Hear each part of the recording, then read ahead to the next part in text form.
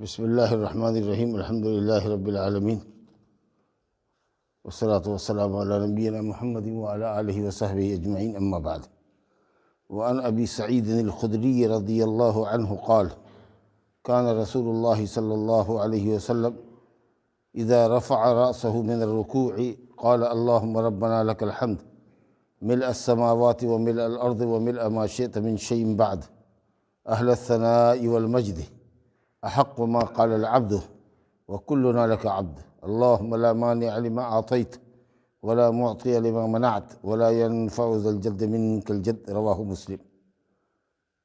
یہ حدیث نماز کے طریقے کے بیان میں پڑھی گئی آپ کے سامنے۔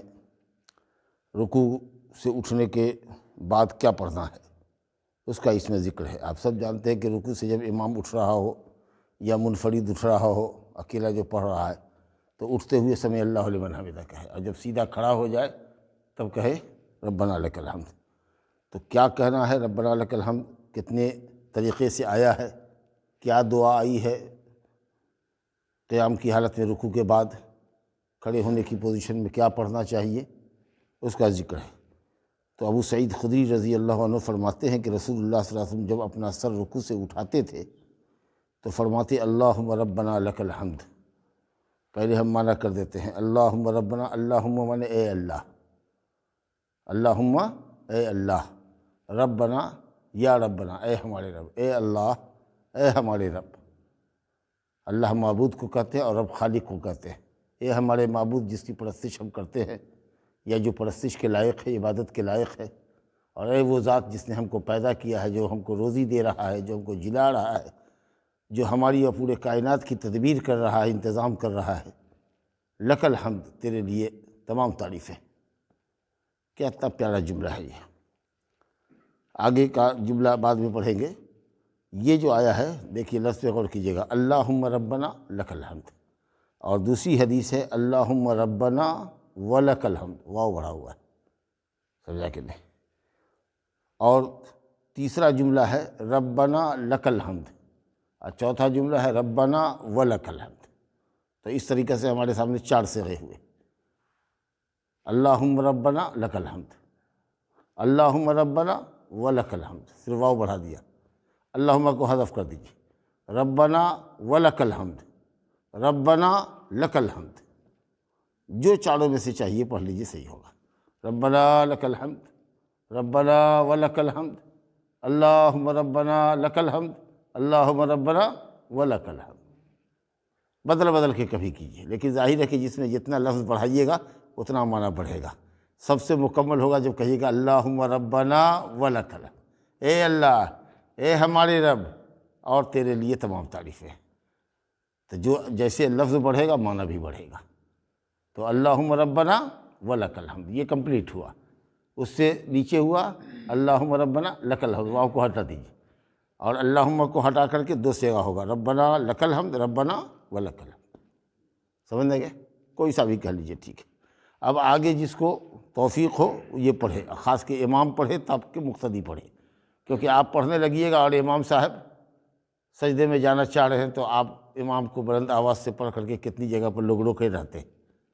تو امام آپ کا پابند نہیں ہے کہ آپ لمبی دعا پڑھیے ایک بالشت کی اور امام آپ کے لیے رکا رہے۔ ہاں، اگر امام پڑھتا ہے اور دیکھیے کہ دیر تک وہ بھی کھڑا ہوا ہے، پڑھ رہا ہے، تو مقتدی کو بھی اس کے پیچھے پڑھنا چاہیے۔ اب دیکھیے مزید کیا دعا ہے آگے، ملء السماوات وملء الارض، اے اللہ اے ہمارے رب تیرے لیے تمام تعریف ہے، آسمان بھر، جتنا وسیع و عریض آسمان ہے، لمبا چوڑا آسمان ہے، آسمان بھر کے تیرے لیے تعریف ہے، وملء الارض، اور زمین بھر تیری تعریف، جتنی بڑی زمین ہے سب تیرے لیے تعریف، وملء ما شئت من شیء بعد، اور زمین و آسمان کے بعد بھی تیرے لیے جتنی تعریف ہے، یعنی زمین و آسمان کے بعد کیا ہو سکتا ہے؟ اب قیامت کے دن ظاہر ہے کہ زمین و آسمان ختم ہو جائیں گے۔ جنت اور جہنم میں جب آدمی جائے گا تو نہ کوئی آسمان ہوگا نہ کوئی زمین ہوگی، یا تو صرف جہنم ہوگی یا صرف جہنم ہوگی اور جنت ہوگی۔ وہاں رات دن نہیں ہوگا، ٹائم ٹیبل نہیں ہوگا، سورج چاند نہیں ہوں گے، سمجھا کہ؟ تو کیا مطلب ہے کہ آسمان اور زمین کے بعد بھی تیرے لیے اتنی تعریف جتنی تو چاہے، اور اتنا بھر جتنا بھر تو چاہے۔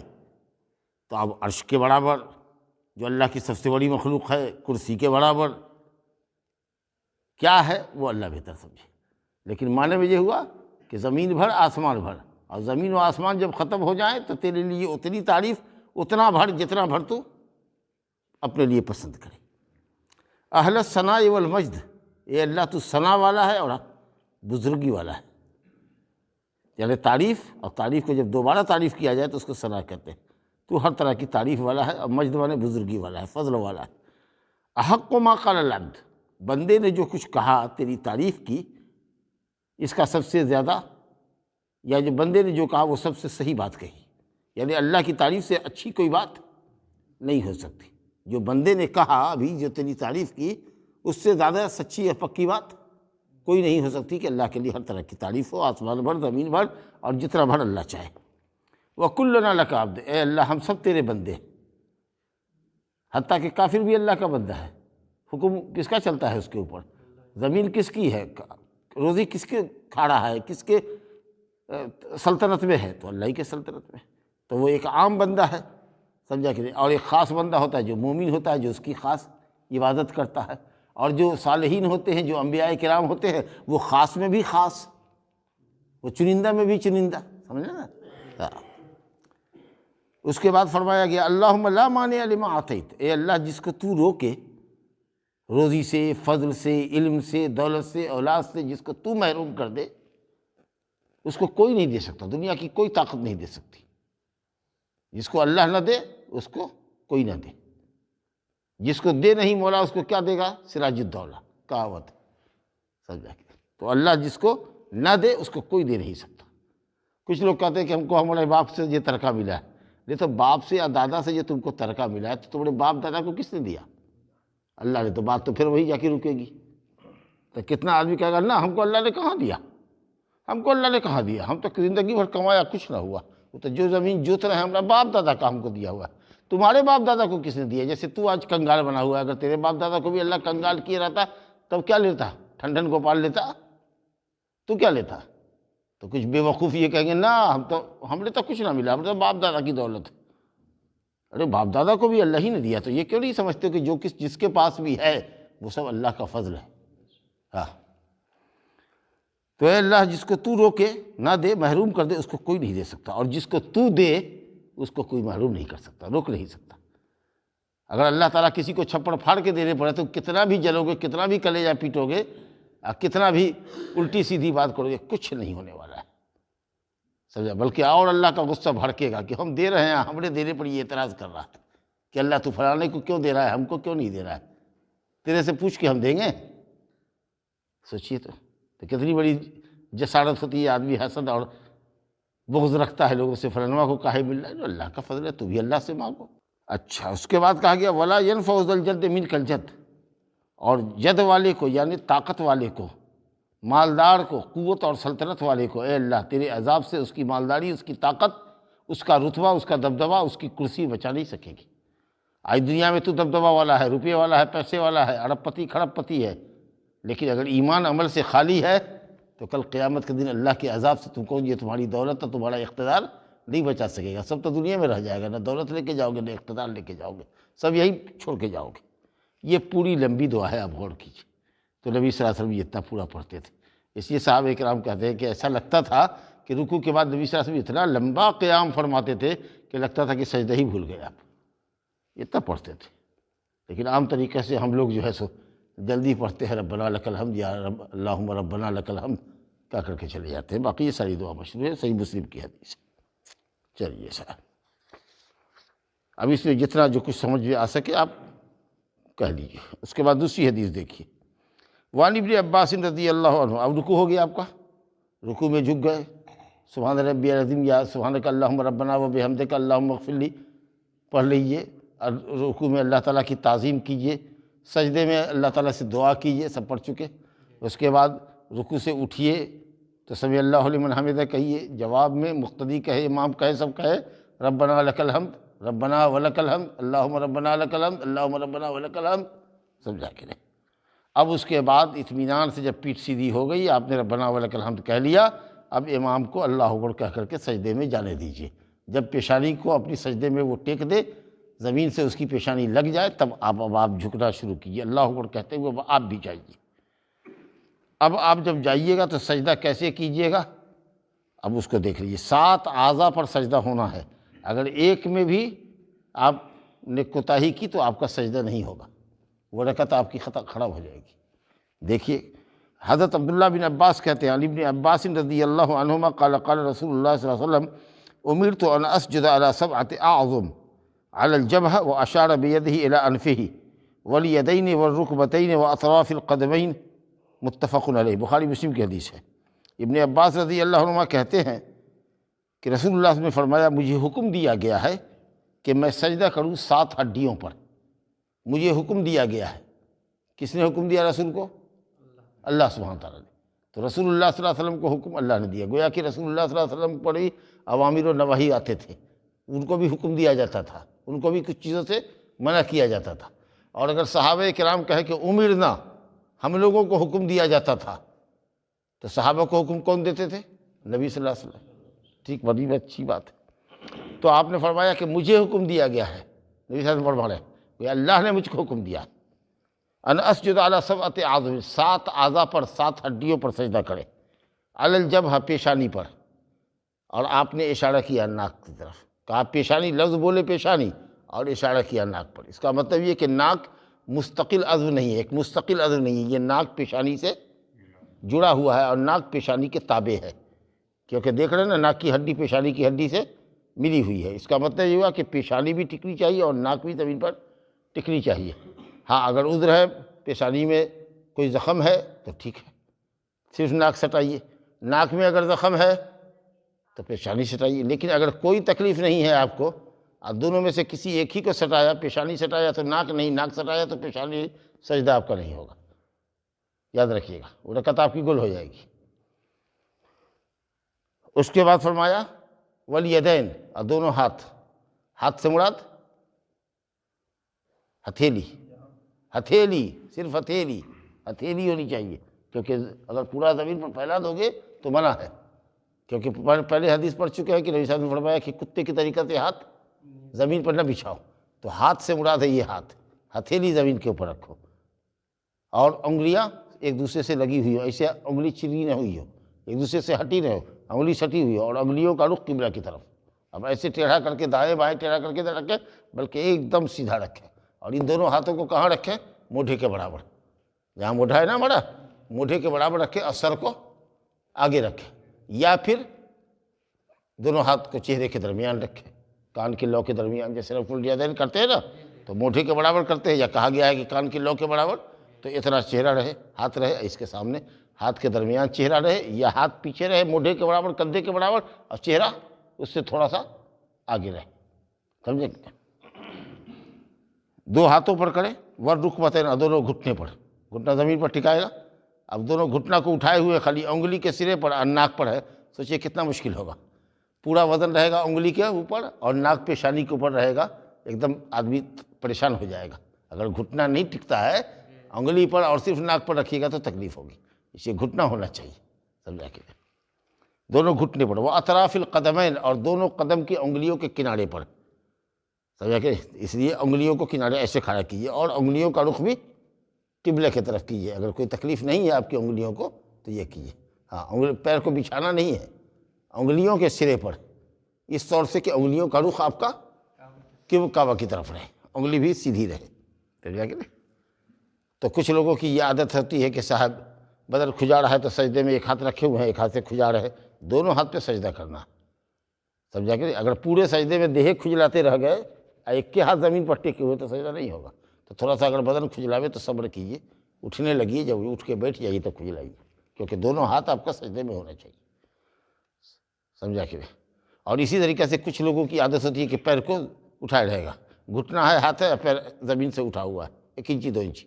کچھ لوگوں کی عادت ہوتی ہے کہ ایک پیر رکھے ہوا ہے زمین پر ٹکائے ہوا ہے، اور دوسرا پیر کو اسی پیر پر رکھے ہوا ہے، دونوں پیر نہیں رکھے ہوا ہے، پیر پر پیر کو رکھے ہوا ہے، تو بھی سجدہ نہیں ہوگا۔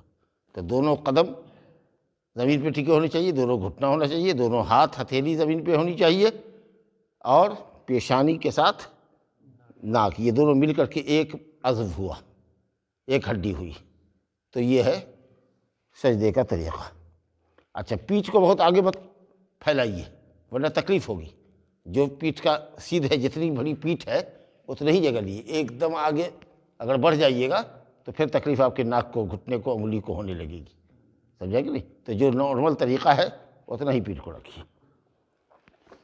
تو یہ 7 اعضاء ہیں اور اس کی اہمیت آپ کو سمجھ میں آئی کہ اس طریقے سے ہم کو سجدہ کرنا چاہیے۔ اگر اس میں خلل ڈالیے گا کسی 7 میں سے کسی ایک کو بلا عذر کے، اگر آپ زمین پر ٹکائیے گا نہیں تو آپ کی نماز خراب ہو جائے گی، باطل ہو جائے گی۔ اچھا، کچھ لوگ ایسا کرتے ہیں کہ صرف پیشانی کے پاس کچھ کپڑا رکھ لیتے ہیں، کچھ لوگ ایسا کرتے ہیں۔ تو اگر کچھ ساٹے ہوئے ہیں آپ پیشانی کے اوپر تو بھی سجدہ نہیں ہوگا، کیونکہ پیشانی ڈائریکٹ زمین پر پڑنی چاہیے، یا جو مصلی ہے اس پہ پڑنا چاہیے۔ جیسے ہاتھ پڑ رہا ہے نا، گھٹنا پڑ رہا ہے، پیر پڑ رہا ہے نا، اسی طریقہ سے ناک پیشانی بھی اسی پر پڑے۔ صرف اسپیشلی پیشانی کے پاس کوئی رومال بچھا دیا،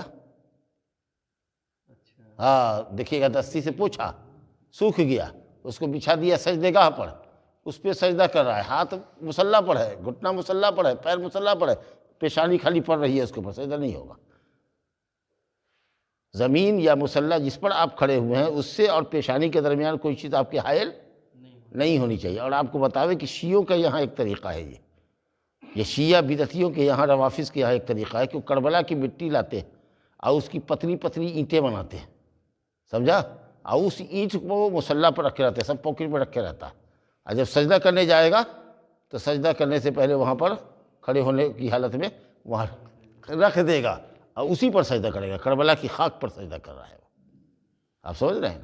ہاں، باقی رہا کہ اگر آپ کو ٹھنڈک لگ رہی ہے، مصلی بہت سرد ہے، تو آپ کچھ پوری تولیہ بچھا دیجیے، پوری چادر بچھا دیجیے، اس پر کھڑے ہو جائیے، سمجھا کہ نہیں؟ یا اگر عذر ہے آپ کا تو چلیے بھائی، یہی کپڑا ہے، لنگی ہے، اس کو آگے بڑھا دیا، اس پر سجدہ کر لیا۔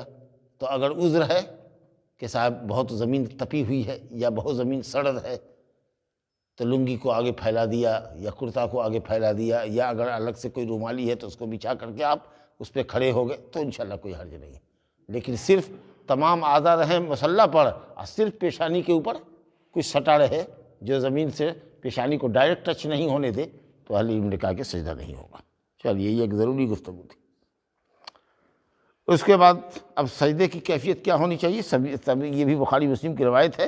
ان ابن بجینہ، ابن بجینہ کہتے ہیں رضی اللہ عنہ، اے بحینہ ہے، ابن بحینہ، سمجھا کہ نہیں؟ ابن بحینہ، نبی صلی اللہ علیہ وسلم کان اذا صلی، جب نماز پڑھتے، فرج بین یدیہ، تو دونوں ہاتھوں کے درمیان کشادگی کرتے، یعنی دونوں ہاتھ کی کہنی کو پہلو سے الگ رکھتے اور انگلی سیدھی رہتی قبلے کی طرف، خالی یہ حصہ ایسے رکھتے۔ اور نبی صلی اللہ علیہ وسلم چادر اوڑھتے تھے، کرتا ہماری طریقہ سے، قمیص گنجی نہیں پہنتے تھے، صرف چادر بدن کے اوپر ڈال دیا، کندھے کے اوپر سے، سر کے اوپر سے اپنا چادر ڈال دیا۔ تو اب ایسا آدمی جب سجدہ کرے گا تو یہ حصہ کھل جائے گا، تو اگر کوئی سامنے سے جھک کے اگر دیکھتا تو آپ کے بغل کی سفیدی دیکھی جاتی۔ ویسے بھی بغل کے نیچے والا جو حصہ ہوتا ہے، بازو کے نیچے والا، وہ سفید سب کا ہوتا ہے اوپر کے حصے سے، کیونکہ اوپر کے حصے میں جہاں دھوپ اور ہوا لگتی ہے وہ تھوڑا سا کالا ہو جاتا ہے، اور یہ جو حصہ ہوتا ہے یہ چونکہ لگا رہتا ہے بدن سے، تو اس لیے اس کو دیکھیے گا تو یہ حصہ اوپر والے حصے کے مقابلے میں سفید زیادہ ہوتا ہے۔ نبی صلی اللہ علیہ وسلم کا بغل بھی سفید تھا، سمجھا کہ نہیں؟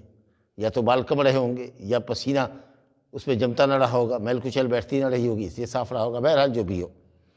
تو اگر کوئی آپ کو جھک کر کے دیکھتا تو اتنا کوہنی کو ہٹا کے رکھتے پہلو سے، پہلو سمجھ رہے ہیں نا؟ ہاں، یہ جو پہلو ہے آپ کا، اس سے ہاتھ کو اتنا ہٹا کے رکھتے کہ آپ کو کوئی اگر دیکھنا چاہتا تو بغل کی سفیدی دیکھ لیتا۔ تو یہ مستحب عمل ہے، سمجھا کہ نہیں؟ بس یہ ہے ضروری کہ صاحب زمین پر اپنے ہاتھ کو نہ بچھائیں جیسے کوئی کتا یا درندہ بچھاتا ہے۔ ہاں، کہونی زمین سے اٹھی رہنی چاہیے، اور کہونی بھی اور ہاتھ بھی پہلو سے الگ رہنے چاہیے۔ اب آدمی تنہا نماز پڑھ رہا ہو یا سنت پڑھ رہا ہو تو جتنا ممکن ہو سکے اتنا کیجیے، لیکن اگر جماعت میں ہے اور صف آپ کو لگا کے رکھنا ہے، تھوڑی تھوڑی سی جگہ لینی ہے، تو ظاہر ہے کہ اگر آپ کہونی کو پھیلائیں گے تو دوسرے نمازی کو تکلیف ہوگی۔ تو صرف یہ کیجیے کہ صاحب کہونی زمین سے اٹھی رہنی چاہیے اور آپ کے پہلو سے سٹی رہے، یا جس حد تک تھوڑا سا اگر 1 آدھ انچی اگر پہلو سے الگ کر سکتے ہیں تو الگ کیجئے، لیکن اگر یہ ہے کہ صاحب دوسرے کو آپ کہنی مار رہے ہیں یا دوسرے کو اس سے پریشانی ہو رہی ہے تو اپنے بغل کے ساتھی کو پریشان نہیں کیجیے، اور جتنا اسپیس ہو اسی کے حساب سے اپنی کہنی کو آپ اٹھائیے اور پہلو سے الگ رکھیے، کیونکہ تکلیف دینا کسی نمازی کو درست نہیں ہے۔ جگ کے رہیے۔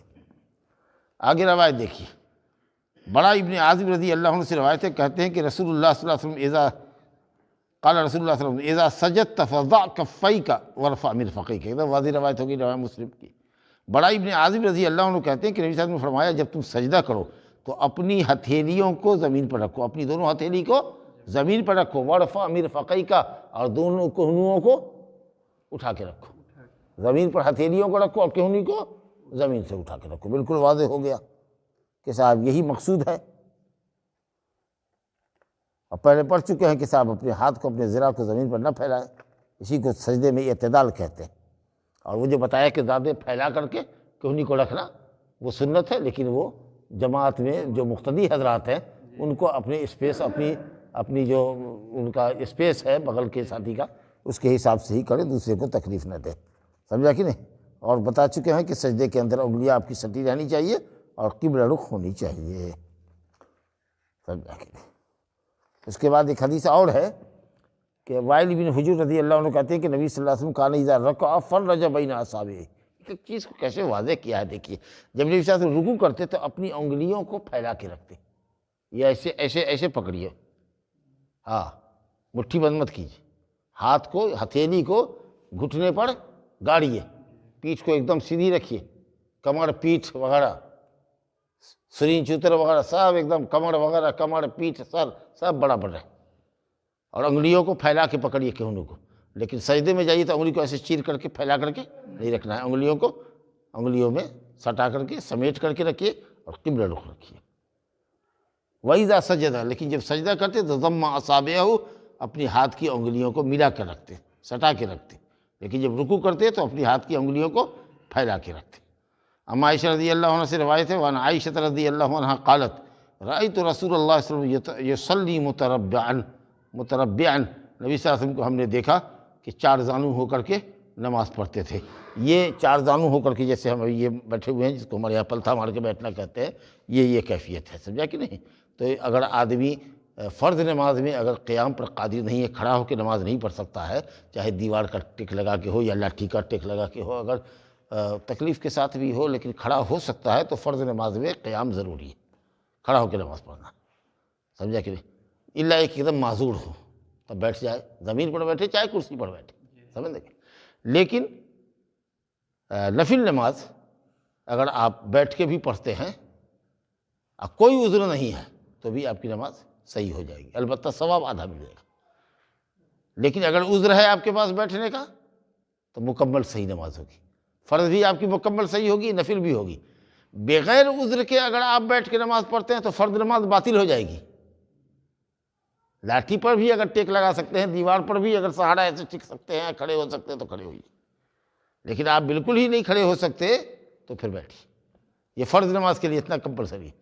سنت نماز میں کوئی عذر آپ کے پاس نہیں ہے، صحت مند آدمی ہیں، آپ کھڑے ہو کے نماز پڑھ سکتے ہیں، لیکن پھر بھی آپ کا جی چل رہا ہے کہ ہم بیٹھ کے پڑھیں، تو اگر آپ بیٹھ کے پڑھیے گا تو آدھا ثواب ملے گا سنت میں۔ تو اس میں یہ چار زانو ہو کر کے بیٹھتے ہیں، کب؟ قیام کی حالت میں اور رکوع کی حالت میں، نہ سمجھا؟ ایسے پڑھ رہے ہیں ہاتھ باندھے ہوئے نیت، اگر بیٹھ کے نماز پڑھ رہے ہیں تو ایسے چار زانو بیٹھے ہوئے ہیں، نماز پڑھا، اس کے بعد رکوع کیا، پھر سجدہ جو کہ طریقہ ہے کہ دو ہاتھ زمین پر رکھیے، پیشانی ناک لگائیے، گھٹنا لگائیے، انگلیوں کے سرے پر کھڑے رہیے، انگلیوں کے سرے کو کھڑا رکھیے سجدے میں، اس طریقے سے سجدہ کیجیے، سمجھا؟ تو یہ جو چار زانو ہو کر کے پلتھا مار کے بیٹھنا جو ہے یہ حالت قیام میں ہے اور رکوع کے حالت میں، سجدہ جیسے ہوتا ہے ویسے ہوگا۔ پھر تحیات میں آ جائیے تو تحیات کی دو حالت بتائے ہوئے ہیں، 2 رکعت ہے تو افتراش کیجیے، 4 رکعت ہے تو تورک کیجیے۔ تورک کا طریقہ معلوم ہے نا؟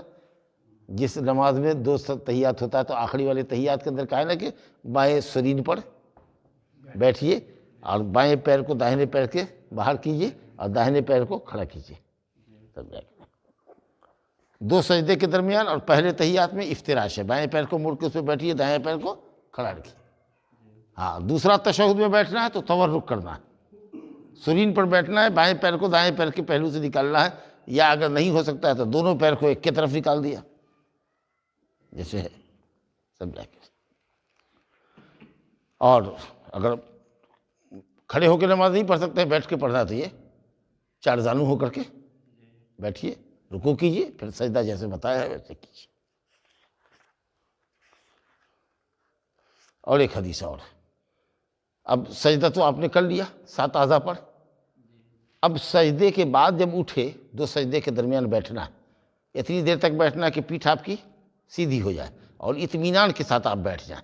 ایسا نہیں کہ جیسا کچھ لوگ کرتے ہیں کہ سجدے سے ابھی سیدھے ہوئے بھی نہیں، بیٹھے بھی نہیں، اور دوسرے سجدے میں گر گئے۔ تو جو لوگ ایسے کرتے ہیں وہ اطمینان کے خلاف کرتے ہیں۔ اور ایک شخص جو اسی طرح سے بے اطمینانی کے ساتھ جلدی جلدی نماز پڑھتا تھا، رکوع سے اٹھا، سیدھی کمر سیدھی نہیں ہوئی کہ سجدے میں گر گیا، سجدے سے ٹھیک سے سیدھا بیٹھا نہیں کہ دوسرے سجدے میں گر گیا، تو آپ نے کہا جا ارجع فصلی فإنک لم تصلی، جا کے نماز پلٹاؤ، تمہاری نماز نہیں ہوئی، سمجھا؟ تو یہ 2 سجدے کے درمیان جو بیٹھتے ہیں نا، یہ ضروری ہے آدھا بیٹھنا۔ اور اس کے اندر دیکھیے کتنی خوبصورت دعا نبی صلی اللہ علیہ وسلم نے سکھائی ہے۔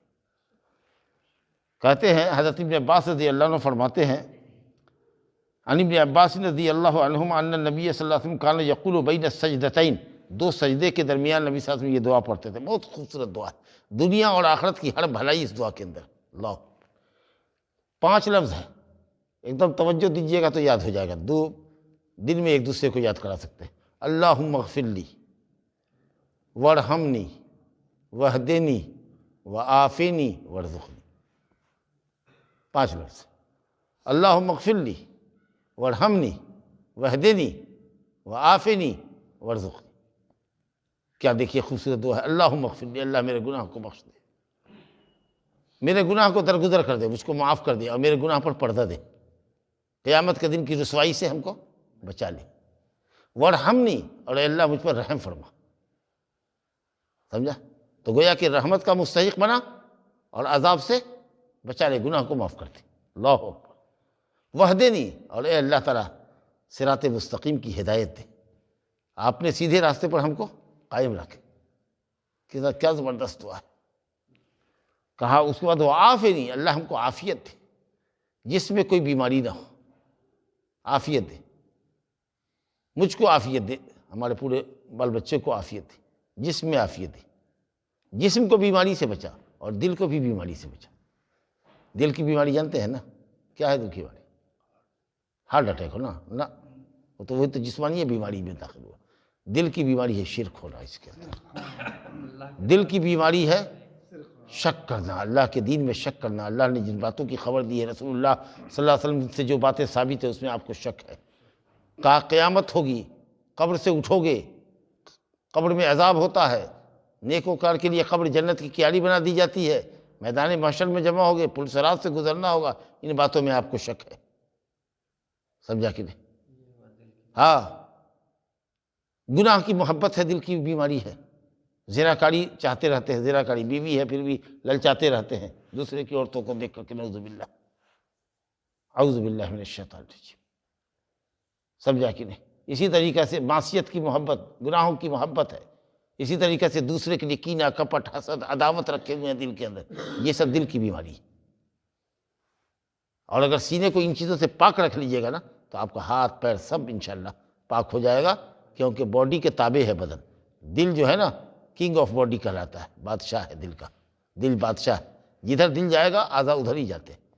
تو اگر دل میں اللہ کی محبت ہے، رسول کی محبت ہے، شریعت کے احکام سے محبت ہے، بے حیائی بدکاری سے نفرت ہے، کسی کے لیے حسد کینہ نہیں ہے دل کے اندر، کسی کو دیکھ کے جلتے نہیں ہیں، تو الحمدللہ، تو آپ سمجھ لیجئے کہ آپ کا دل جو ہے پاک ہے، دل آپ کا سوستھ ہے، سمجھا کہ نہیں؟ اور یہ جو ہارٹ اٹیک کہتے ہیں اور یہ کڈنی فیل، وہ تو سب جسم ہے، جسم کی بیماریاں ہیں، وہ جسمانی بیماری۔